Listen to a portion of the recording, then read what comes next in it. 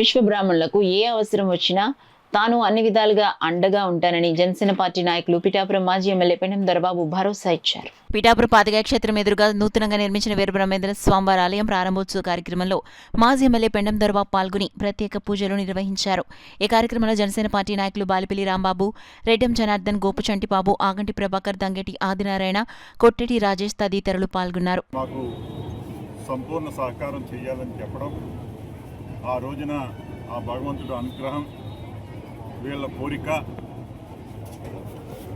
ఒక దేవుణ్ణి గౌరవించుకునే కార్యక్రమానికి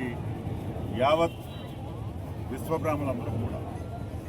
దీనికి గుడి కట్టాలనే సంకల్పంతో ఇక్కడ ప్రగాఢంగా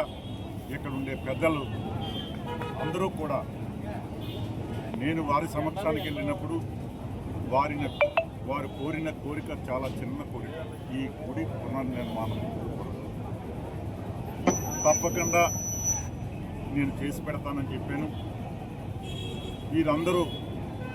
ఆ రకంగా CGF నుంచి దీన్ని ప్రభుత్వం ద్వారా ఇచ్చినప్పటికీ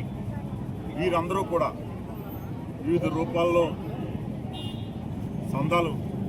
కావచ్చు, వారి యొక్క శక్తి మేరకు ప్రతి ఒక్కరూ కూడా దీనికి సహకరించి వీరి యొక్క ఆ గుడి నిర్మించాలనే సంకల్పంతో ఈ రోజున కొంతమంది పెద్దలందరూ కూడా దీనికి అన్ని రకాలుగా కూడా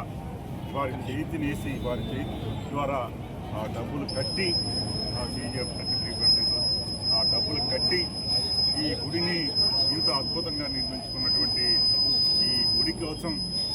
అహర్నిశలు కష్టపడిన వారందరికీ కూడా ఈ పిఠాపురం నియోజకవర్గ ప్రజానీకం తరఫున, విశ్వబ్రాహ్మణ సంఘం తరఫున కూడా వారికి నా యొక్క ప్రత్యేక ధన్యవాదాలు తెలియజేస్తాను.